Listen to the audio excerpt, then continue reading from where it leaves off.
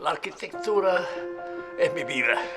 En mi casa tenía una habitación y una mesa enorme donde había construido una ciudad. A mí no me gusta decir que somos los más viejos, pero de alguna manera me siento sumamente orgulloso de eso, ¿no? Nosotros en la escuelita hicimos una tarea muy importante que fue empezar a estudiar la arquitectura argentina como no se había estudiado antes. Yo estaba con Vladimir y con el racionalismo. Si tuviera que elegir en qué ciudad quiero vivir, sin duda que te diría que en Buenos Aires. Lo interesante de estas entrevistas es que vos nunca pensás, o sea, nunca se me ocurrió pensar qué es la arquitectura.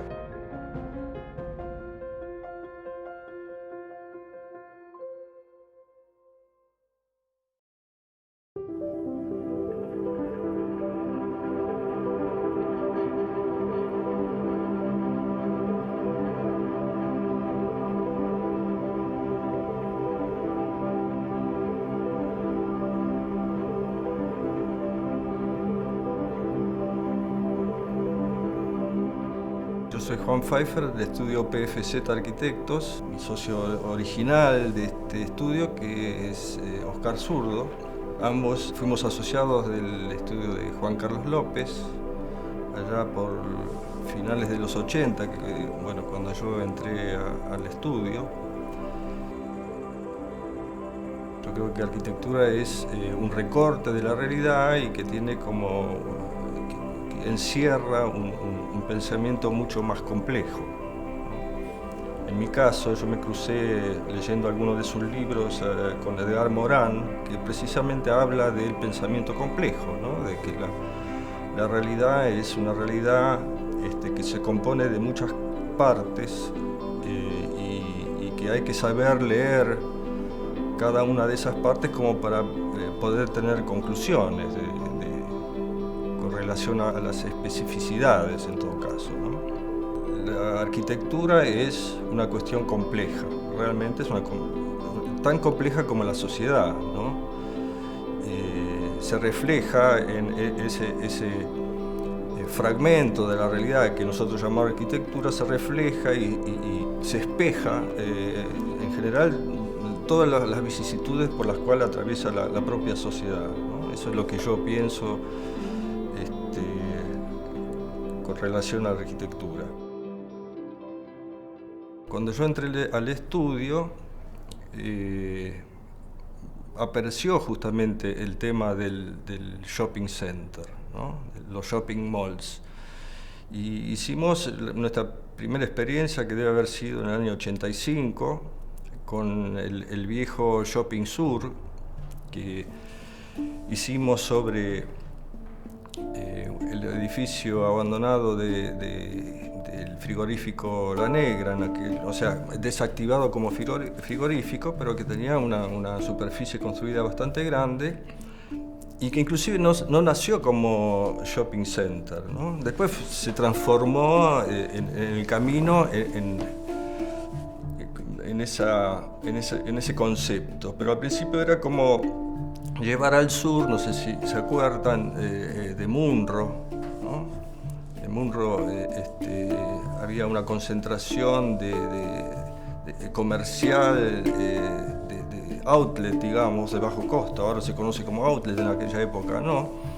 Bueno, era llevar eso también al sur, reproducirlo en el sur. Y finalmente, llegamos a un shopping center que no tenía escaleras mecánicas, o sea, era hecho realmente las estructuras de la cubierta del espacio central, lo hicimos con los caños de las enfriadoras del frigorífico, ¿no? De las serpentinas, eran unos caños de 9 milímetros que nos servían para hacer estructuras espaciales y trabajamos con realmente un presupuesto muy bajo, pero así nació el primer shopping center en Argentina, ¿no? que llegó más tarde a Buenos Aires que, por ejemplo, Montevideo o que en Santiago. Hay que recordar que, por ejemplo, el primer shopping en San Pablo es del año, que es el Iguatemi, se hizo en el año 66. Y nosotros habremos inaugurado, creo que en el 86, 87, el Shopping Soleil. Recuerdo que había tenido una convocatoria tan grande de público que se paralizaba el acceso norte, porque todo el mundo quería saber de qué se trataba, ¿no? Ese nuevo formato comercial. Después vino Unicenter, después vino Alto Palermo, el proyecto en el cual también tuve mucha participación y en el cual también había una figura, un empresario que fue en aquel entonces Sergio Groskopf, que junto con Juan Carlos tuvieron esa visión muy clara respecto de que el shopping center era un formato comercial, era una nueva modalidad de comerciar que llegaba para quedarse, ¿no? Y bueno, y Juan Carlos también se dio cuenta de muchas otras cosas interesantes y muy importantes, inclusive en la arquitectura en general, porque nosotros hablamos de shopping centers como si fuese un planeta separado, ¿no? Pero, por ejemplo, el concepto de sinergia, ¿no? Donde 1 más 1 es más que 2, o el concepto de anclas, que las anclas en los países donde el shopping center había nacido, sobre todo en el norte de América, las anclas eran las tiendas departamentales y nosotros no teníamos en Buenos Aires tiendas departamentales. Entonces, así fue como fuimos creando lo que llamamos las anclas sustitutas, o sea, sectores con un gran poder de convocatoria que pudiesen generar esas tensiones necesarias en un mall para que la gente, el público, circulara y le brindara a todos los comerciantes iguales o similares posibilidades de vender su mercadería, que finalmente es el nudo de la cuestión, ¿no? Me acuerdo que cuando se inauguró Alto Palermo salieron unas notas periodísticas que decían que era un lugar que apelaba a los 5 sentidos, ¿no? Y realmente era así, ¿no? Era la manifestación más clara en ese momento de lo que podríamos llamar la estrategia de la seducción. O sea, la actividad comercial, para ser más preciso, requiere de seducir al público que va a consumir, ¿no? O sea, es muy fácil entender el porqué de los verduleros y fruteros cuando ponen sus canastos en la vereda, sus cajas de frutas y verduras en la vereda, porque de alguna manera lo que están haciendo es tentando al público para que le compre el producto. Es así. Bueno, eso es una especie de... es el núcleo de la actividad comercial y del comerciante. O sea, el comerciante necesita vender, porque por eso es comerciante. Entonces, si vos vas a proyectar un shopping center, lo primero de todo, lo más importante es trabajar en esa dirección, de tratar de garantizar que todos los comerciantes puedan vender sus productos, ¿no? El shopping center busca ser un lugar de encuentro. No trata de emular la calle, o sea, es la calle. O sea, él pretende ser la calle. O sea, las tensiones que existen en las calles urbanas fueron generándose a lo largo del tiempo en forma espontánea. El secretario general de la CTA Autónoma, estamos hablando de Carlos Chile, murió. Tenía 52 años y esta es parte de su historia en esta central obrera. Carlos Chile era el secretario de organización de la CTA Autónoma y antes había sido secretario general de la Central de los Trabajadores Argentinos, filial Capital Federal. Su nombre completo era Juan Carlos Huerta Bau, nacido en la Argentina pero radicado en Chile, de donde debió escapar por la brutal represión de la dictadura de Augusto Pinochet contra los militantes de las barriadas populares. Realmente yo creo que gracias a su liderazgo se ha podido concretar la obra finalmente, porque realmente no fue fácil. Nosotros optamos desde el punto de vista arquitectónico con una propuesta bastante eficiente, que es la propuesta en tira.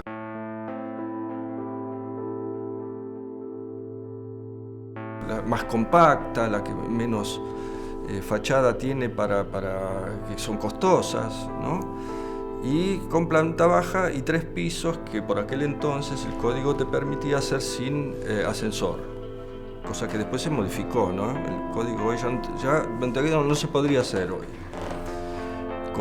Con unas circulaciones verticales muy compactas, ¿no? De manera tal de que realmente los metros cuadrados posibles de construirse en el lugar alcanzaran para la mayor cantidad de viviendas posible. Un elemento más era tratar de darle forma a la línea municipal. Descartamos desde ya la idea de los monoblocks, porque si hablamos de tira estamos hablando, o sea, enseguida uno se remite a los monoblocks que se hacían en los 50, 60. Con lo cual, bueno, todas esas tiras las unimos con unos pórticos de ladrillo a la vista, de alguna manera tratando de asociarnos a la preexistencia de ese edificio que estábamos conservando.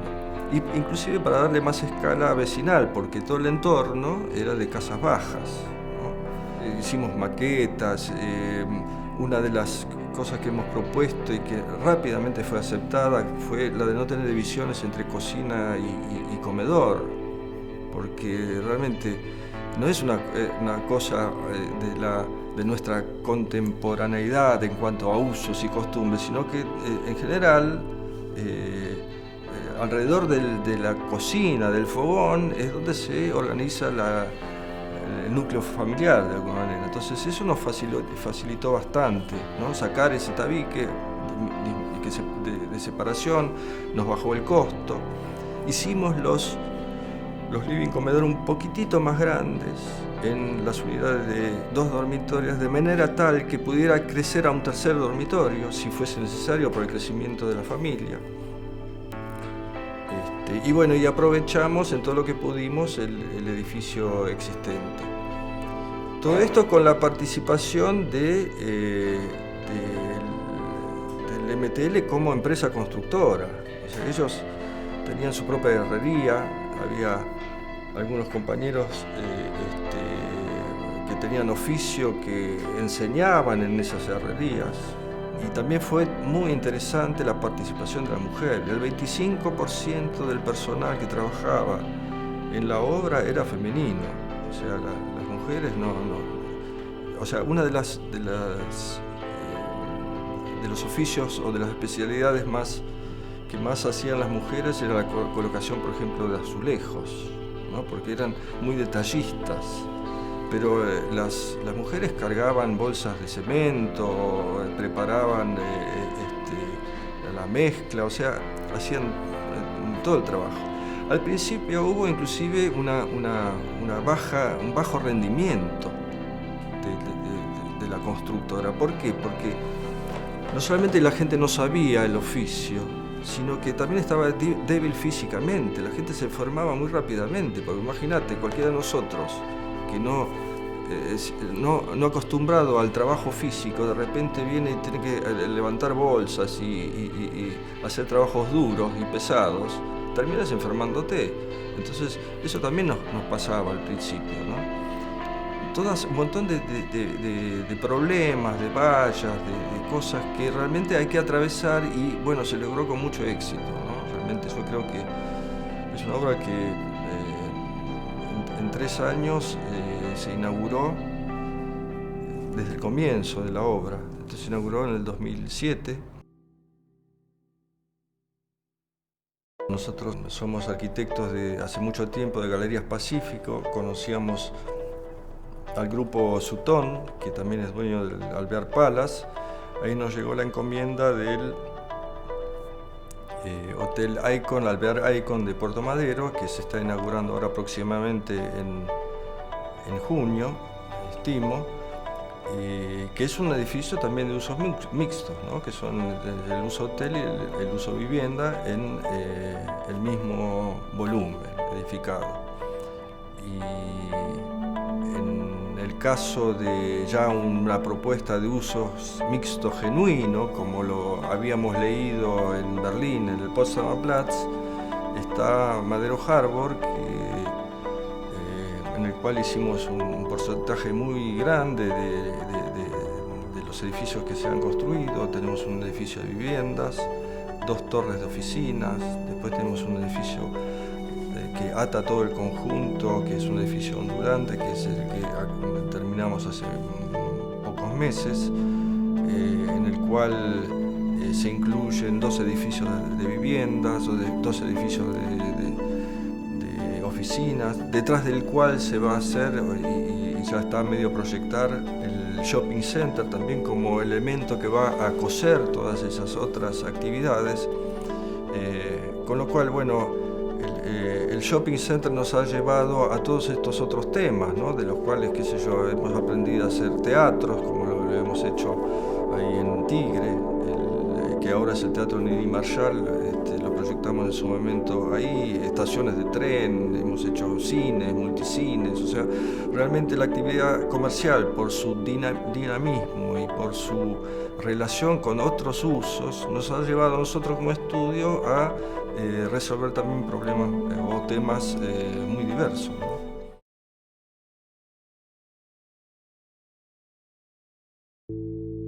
No solamente incursionamos en otros temas, sino que también comenzamos a trabajar en otros lugares que no habían sido Buenos Aires, como fuera del país, en Chile, en Perú, en Uruguay, en Montevideo, en Rivera, en Santiago, en Lima, y en el interior del país. Estamos ahora terminando la segunda etapa de un shopping center, digamos, de un complejo mixto, que ahora terminamos con el shopping center en el sur de la ciudad capital, al lado del Jockey Club, que es el Paseo del Jockey, que se va a inaugurar ahora en mayo, ¿no?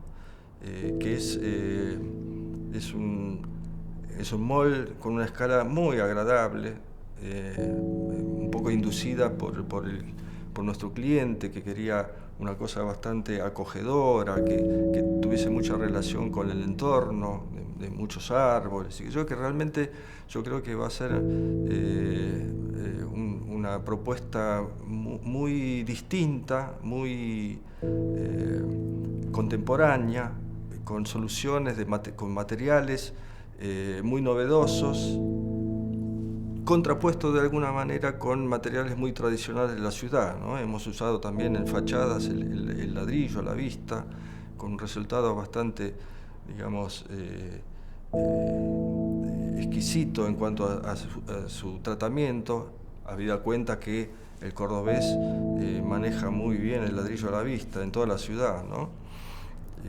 Así que bueno, esa es nuestra última obra referida a la actividad comercial, ¿no?